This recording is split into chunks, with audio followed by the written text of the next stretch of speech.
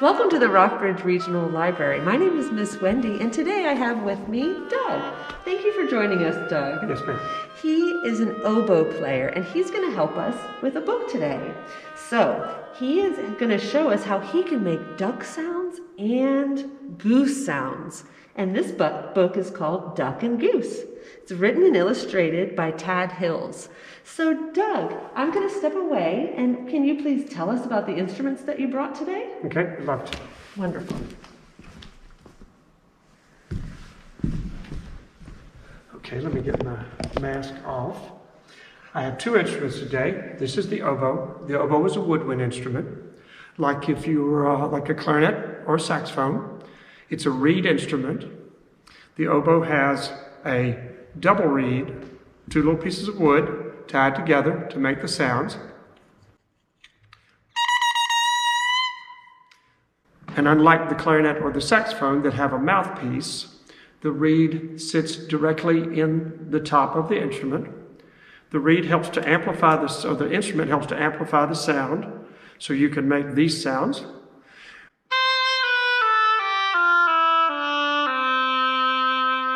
So it's a kind of a low, kind of very pretty sound, but we can also do this.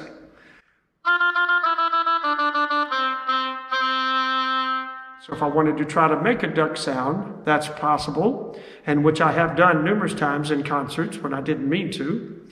So the oboe, this is the oboe. I also brought the English horn. The English horn is the big brother to the oboe. It's also a double reed instrument. It's a larger reed. So you get that same little funny sound. There's a little cylinder here at the top that the reed attaches to. And because the instrument is longer and bigger around, you get a lower sound.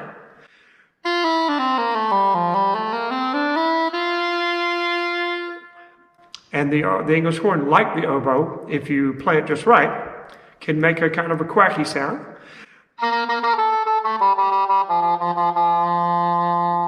Now you can look and kind of compare the two. All right, one's a little smaller, so you get the higher pitched sounds.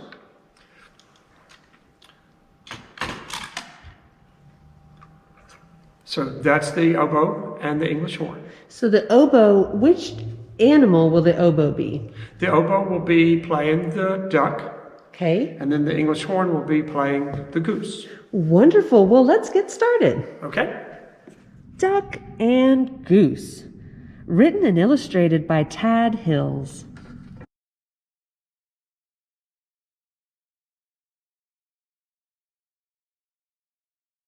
And this is brought to us by Schwartz Wade Books.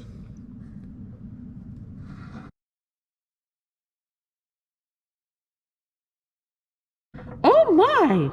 What is that? Duck quacked. That's a silly question, Goose honked. It's a big egg, of course. Of course it's an egg, I know that, huffed Duck. What I mean is, where did it come from?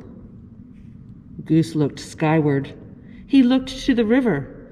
He looked to the fields. He thought very hard. Who are you? He finally asked. I, said Duck, puffing out his feathered chest, am the one whose egg this is.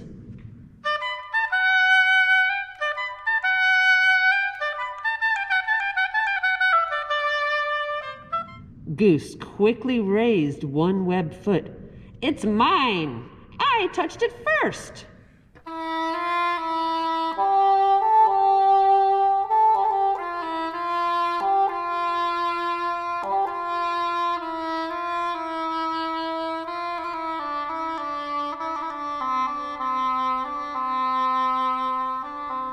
Hey, you should never put your dirty foot on an egg, Duck scolded.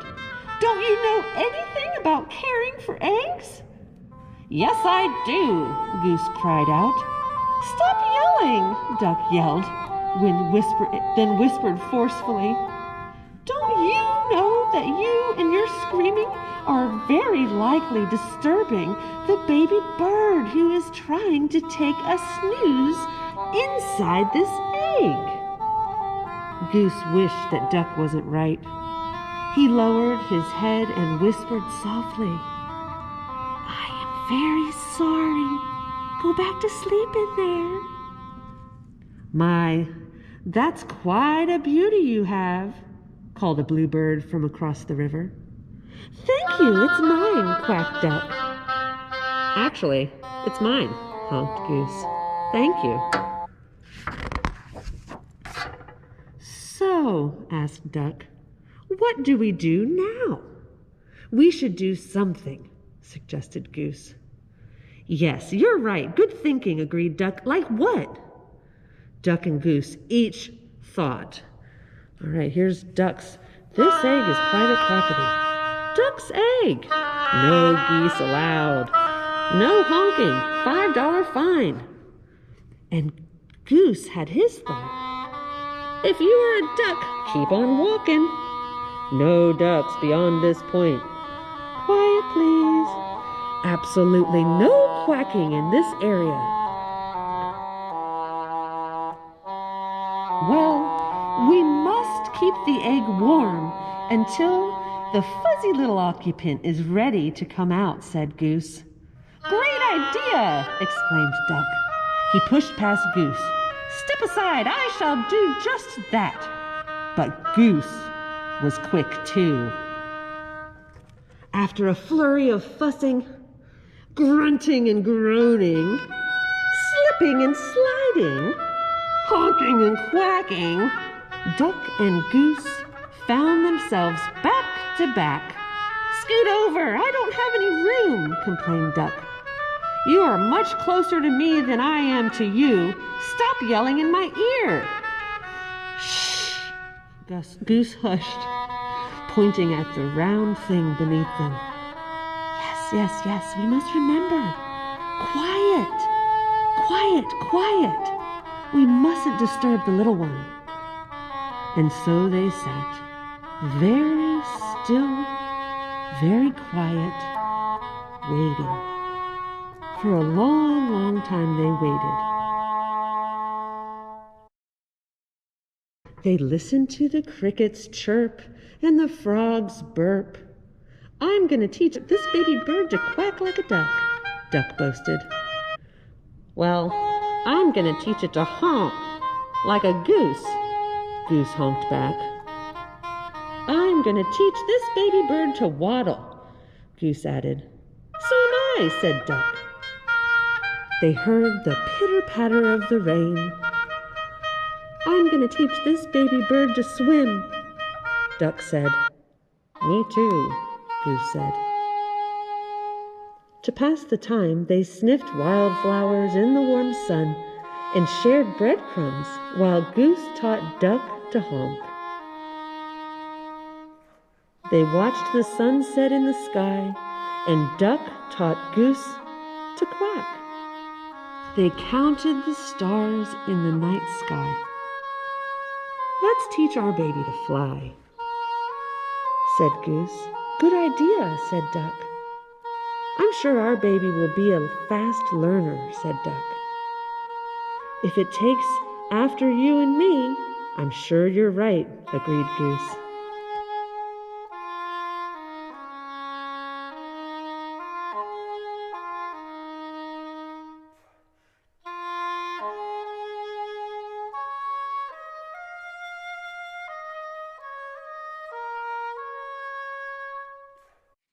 Together they waited until...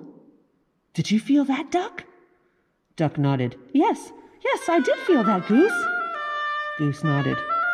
"It's time! Goose, it's time!" Duck squawked. Quickly, Duck slid down and started running in circles around their egg. "What should we do now?" he hollered. "I think we should remain calm," Goose yelled back. "Excuse me," a little voice called out.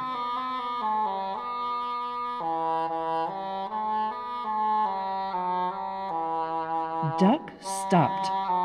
In all the exciting confusion, he had failed to notice the bluebird kicking their egg. "Can I play too?" she asked. "Play? This is no time for play," yelled Duck. "This is no time for games," yelled Goose. "And what's with the kicking?" "I was only trying to get your attention," said the little bird. "Well, you got it," huffed Duck. "False alarm," said Goose. "Back to work." "Can't you see that we are very busy here?" Goose explained to the bluebird. "This is serious business. This is perhaps the most important moment of our lives." "Oh my, I'm sorry," apologized the bluebird. "I had no idea. I just thought that maybe I could play with your ball." "It's really a nice one," she added, and then she flew away. Goose gulped. "Did she say ball?" he whispered to Duck. "You know, I did have my doubts," Duck finally said. "It is a bit squishier than most eggs I've seen." "Yes, I must say I was somewhat suspicious of those big dots," Goose admitted. "It may not be an egg, but it is lovely," said Duck. Goose agreed. "It's a keeper."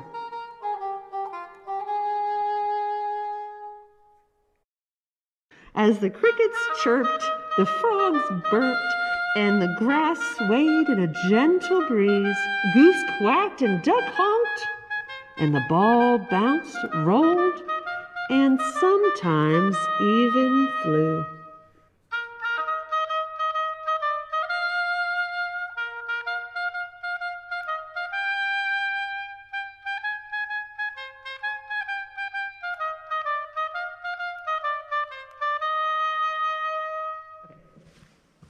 Well, I wanted to take a moment for a special thank you to Yi Ping. Now, she is the conductor of the Rockbridge Symphony Orchestra. So what does it mean to be a conductor? To be a conductor, you study the music, put it inside your head, and then you wave your arms according to the music, and then the musicians play according to your beats. Oh, so you tell them what kind of tempo to have. Right, and then what kind of character and what kind of sound to make. What kind of character would a duck, how would you conduct a duck in an oboe? Like, right, so that's how you say duck. That's right. Now, is Goose a little different? Goose might be just a tiny bit slower and lower, so then your hand goes lower and like, So conducting is a little bit like musical sign language. I would say, yes, that's a very good way to put it. That's interesting because we try to learn a little bit of sign language on Storytimes sometimes. So that's really interesting. Mm-hmm. So can you tell us about what made you want to work on this project with the Rockbridge Regional Library? Yes. Well, I think since we couldn't go to the libraries in person for Storytimes, there are so many videos of books being read out loud. And what I always wished was to hear music to go with it. Yes. And since I myself grew up with a lot of classical music stories, I love listening to the orchestra instruments while I listen to the stories. And I thought that would be a great idea to do here as well, to add some unique sounds that are in the orchestra to the book. Wonderful. Well, this is a real treat. So thank you so much, Yi Ping. And we hope you enjoy this production of Duck and Goose with the Rockbridge Regional Library and the Rockbridge Symphony Orchestra. Thanks. Thank you so much. Thank you.